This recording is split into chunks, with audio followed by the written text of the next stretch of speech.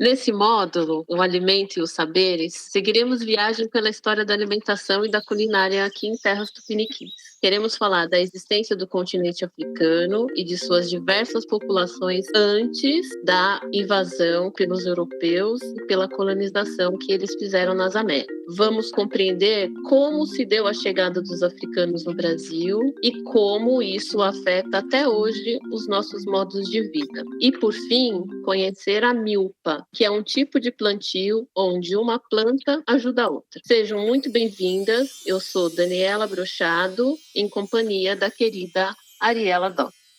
Abrindo os trabalhos ao lado de Beatriz Nascimento, que é uma das maiores pensadoras no Brasil, ela nasceu em Sergipe e migrou para o Rio de Janeiro. Professora, poeta, roteirista e ativista pelos direitos humanos dos negros e das mulheres negras. Beatriz provocou várias conversas que apoiaram o movimento negro e contribuiu de forma única para o pensamento social brasileiro. Vamos ouvir o que a Beatriz tem a dizer sobre a escrita da história afro-brasileira feita por mãos brancas?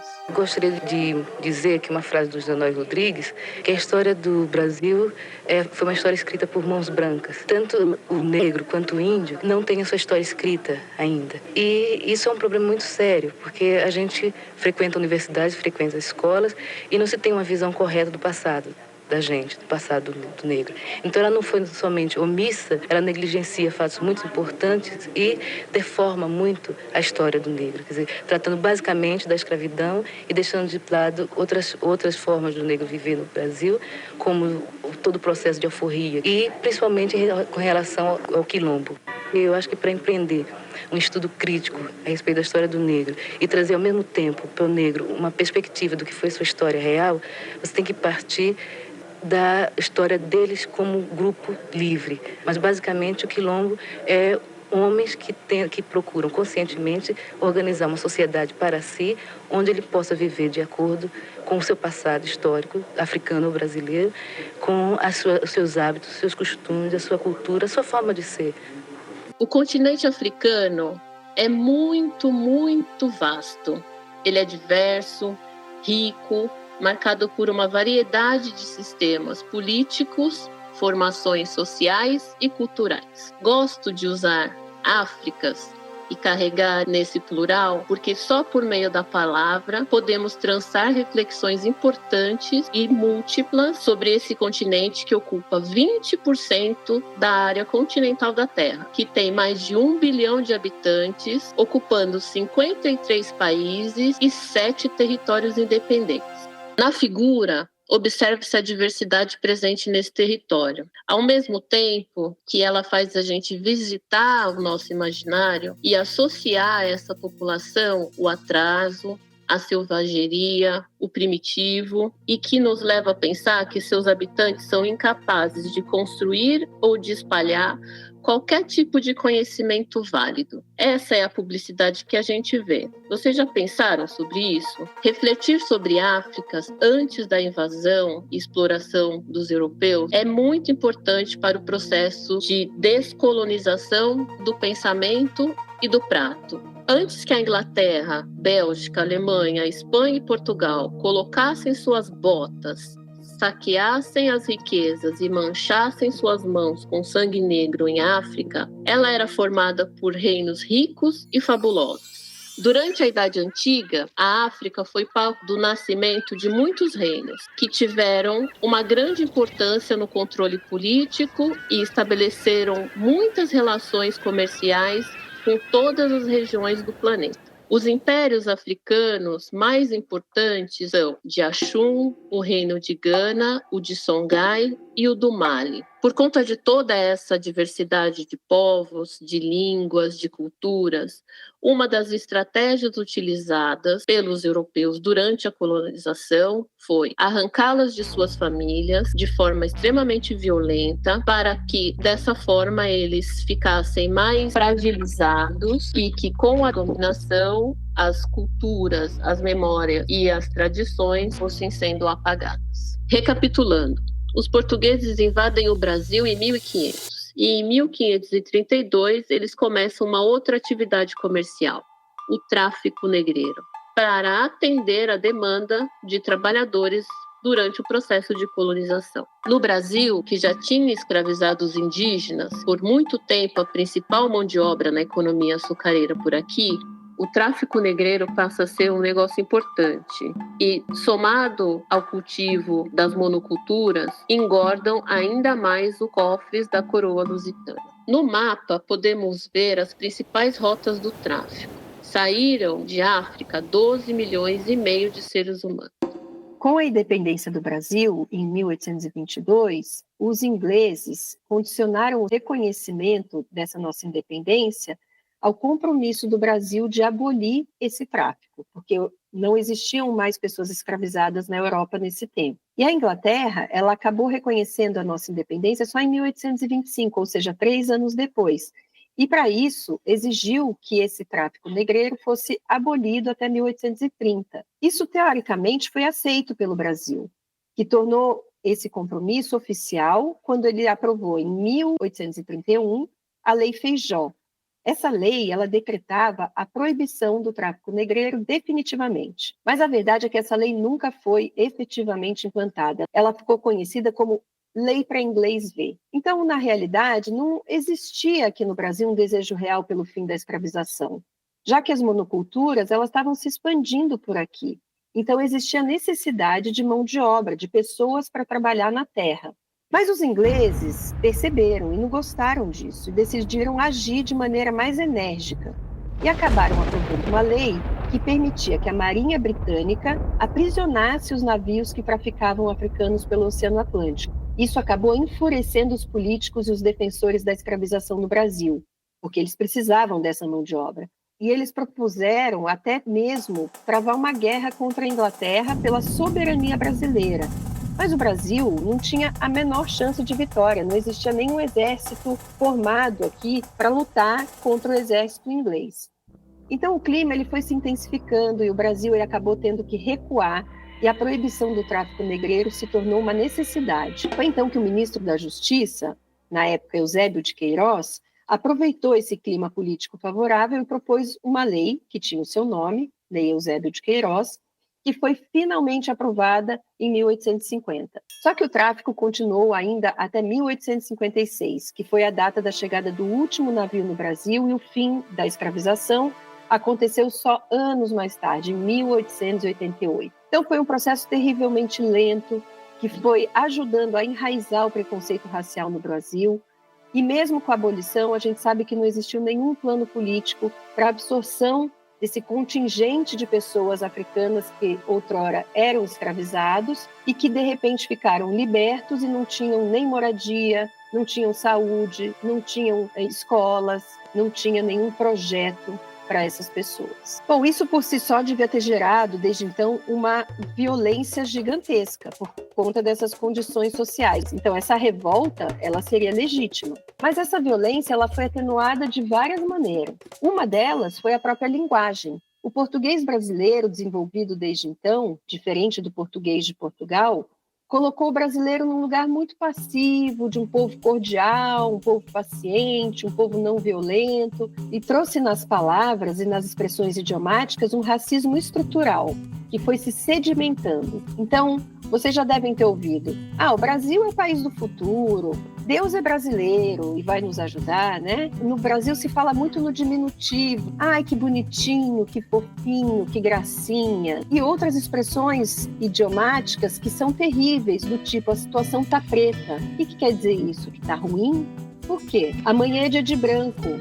Ou seja, amanhã é dia de trabalhar, porque negro não trabalha. Aquele cara é negro de alma branca, porque é uma pessoa que você gosta e é negra, e aí ele não pode ser negro e ser legal. Na arquitetura, a gente também nota a mesma herança perversa de manter as separações e demonstrar as diferenças de poder entre as classes.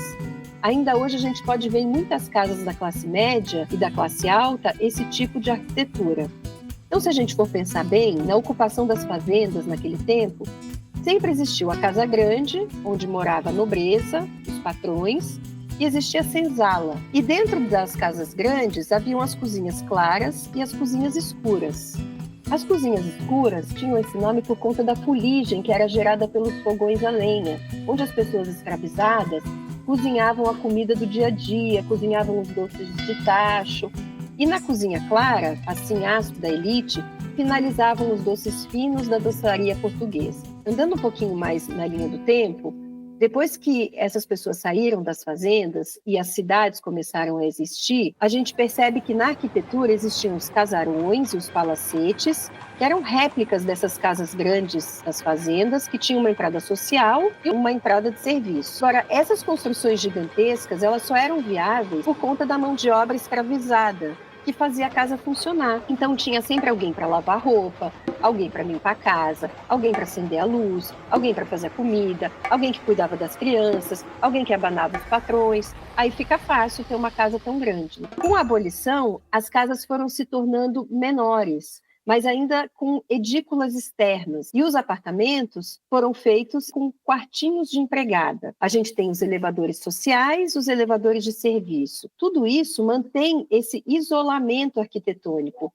até hoje. Quer dizer, a ideia é manter uma separação bem nítida. E, atualmente, os apartamentos estão ficando cada vez menores, com as cozinhas mínimas para as pessoas, com cada vez menos tempo para cozinhar, e os serviços de entrega de comida acabam crescendo bastante. A gente pôde perceber isso na pandemia do Covid-19. E, além do iFood, surgiram também as dark kitchens, cozinhas escuras, da onde saem pratos prontos, com preços teoricamente mais baratos, feitos em lugares que a gente não sabe quais são, e por pessoas que ficam cada vez mais invisibilizadas, como nas cozinhas escuras das casas grandes. Então, como já dissemos, depois da abolição, não houveram planos políticos pensando nessa população enorme de ex-escravizados que, de repente, não tinham onde morar, como estudar ou como se tratar. Até hoje, não faz parte da agenda brasileira de quem detém o poder o acesso nem à terra, nem à educação, nem à saúde. E, tristemente, os salários são baixos no país justamente porque existe um exército de mão de obra não qualificada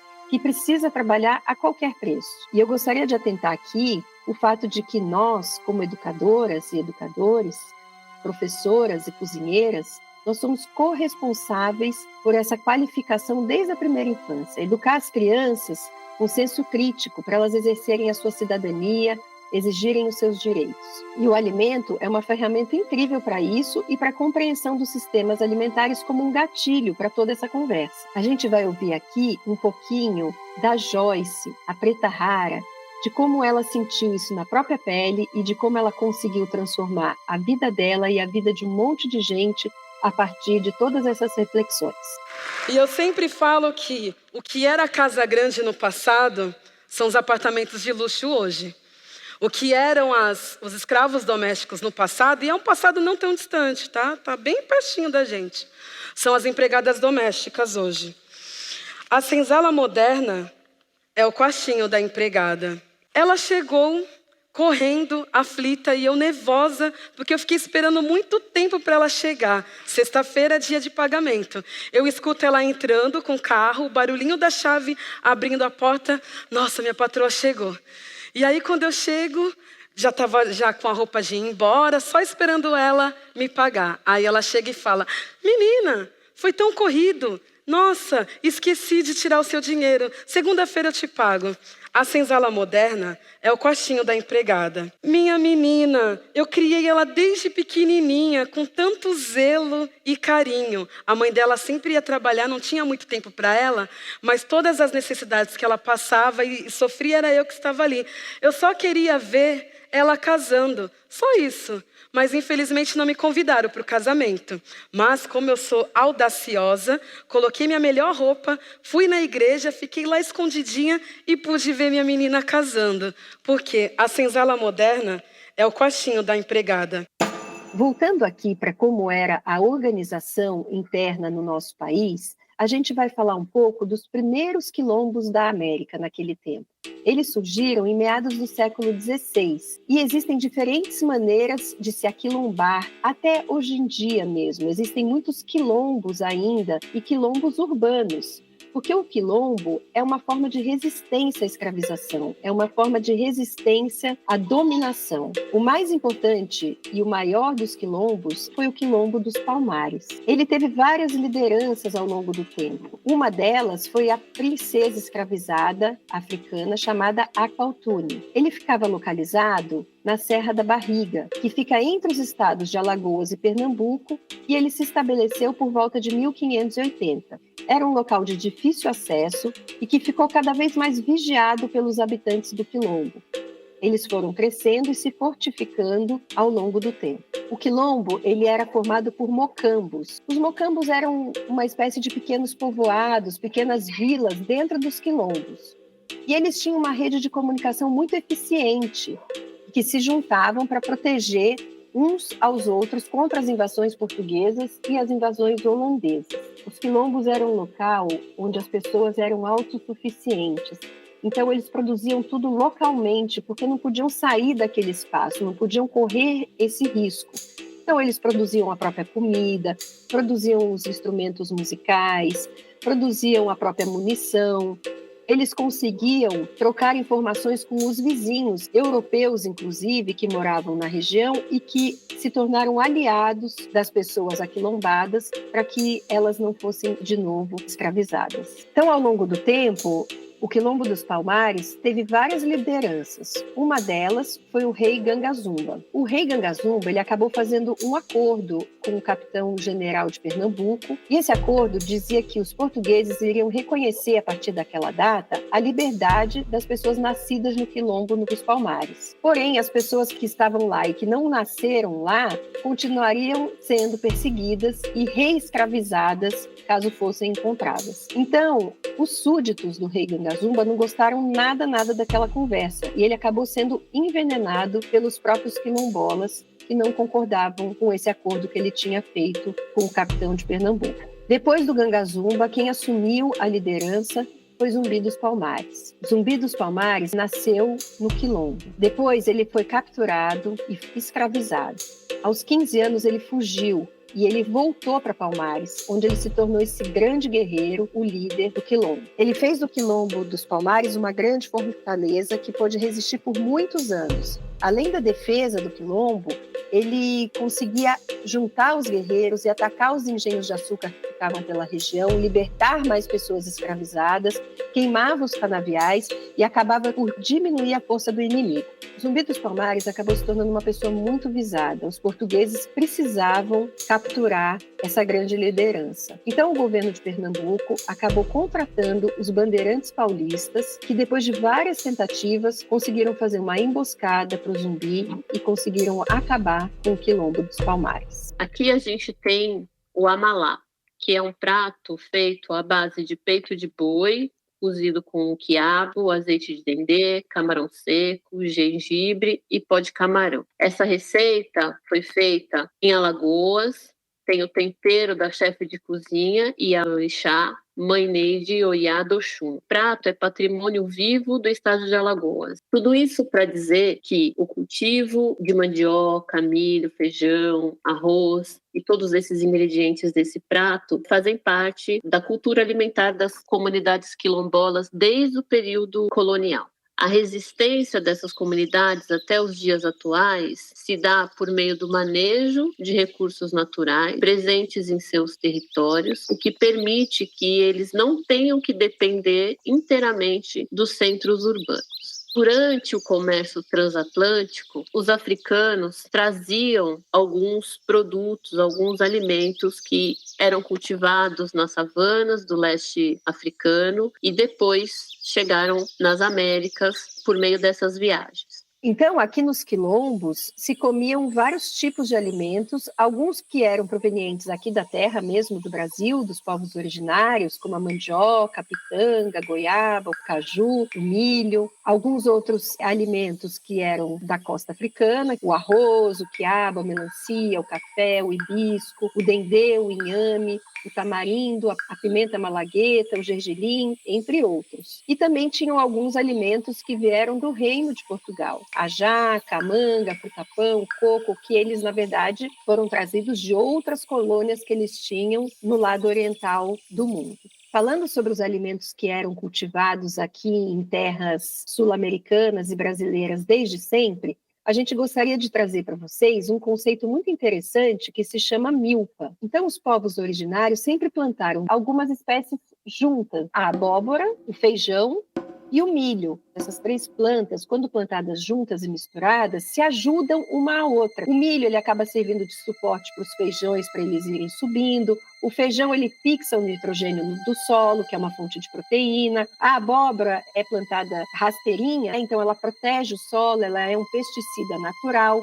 Então, tudo junto misturado, eles vão se ajudando a se fortificarem e a crescerem mais saudáveis. Então, o que a gente gostaria de trazer para vocês, que é muito melhor a gente viver junto e misturado, em colaboração uns com os outros, para a gente se fortalecer, do que a gente viver sempre competindo uns com os outros. Vamos se inspirar na natureza. Cultura. O quilombo, eu sempre falo, o quilombo nos ensina muito. Eu trabalho com gastronomia há 20 anos, que eu acreditava muito, pela questão da escola que eu frequentei, eu acreditava que eu seria uma cozinheira muito excepcional se eu seguisse à risca todas as técnicas que me foram ensinadas na faculdade. E a primeira vez que eu pisei no quilombo, aquilo para mim não fazia mais sentido.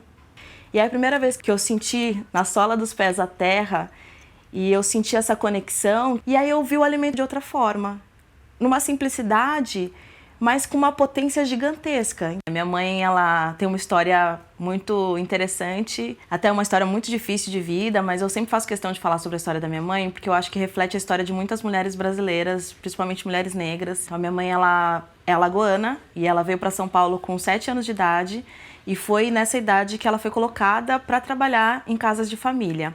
E aí, com uns 12 para 13 anos, ela começa a ser ensinada nessas casas a cozinhar.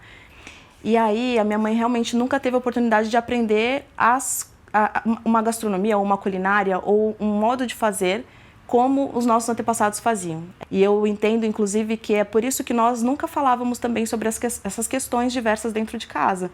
E nas minhas pesquisas eu entendo algumas questões hoje que nos conectam com comunidades africanas e que tem muita relação de hábitos e rituais que a gente hoje em dia ainda repete aqui no Brasil, mas a gente também não entende o porquê, porque nós, de alguma forma, perdemos esse laço. Então, eu acho interessante que a gente consegue hoje ter esse diálogo e eu consigo falar sobre coisas que antigamente na minha casa nós não falávamos porque eram tabus, porque a gente tinha vergonha de nós sermos pessoas negras nesse país, então a gente não falava sobre uma série de questões. A feijoada, apesar de ser um prato considerado pesado, muitas vezes porque tem essa conexão do feijão com as carnes, é um prato extremamente completo e nutritivo. E as pessoas muitas vezes não param para pensar nisso, mas acabam repudiando pela questão mesmo da ligação com a cultura afro. Eu acho que essa visão de que são alimentos pesados é muito algo que se volta para o estereótipo que foi construído em torno disso. E para uma estrutura que nós vivemos, que é uma estrutura racista, e nós sabemos disso também. São alimentos que, na grande maioria das vezes, têm um extremo valor nutricional, têm benefícios para a saúde, o dendê, no caso, ou mesmo pratos como a feijoada, um valor cultural, patrimonial e que também nos dá condições de nós nos entendermos como pessoas negras nesse país, a questão da identidade. E eu vou sempre além e falo não só como pessoa negra, mas eu falo que a gente precisa se entender como brasileiros também. E o povo negro, que é trazido para o Brasil, que é escravizado, é um povo que também contribui com a nossa formação alimentar. Então, é parte do que é brasilidade.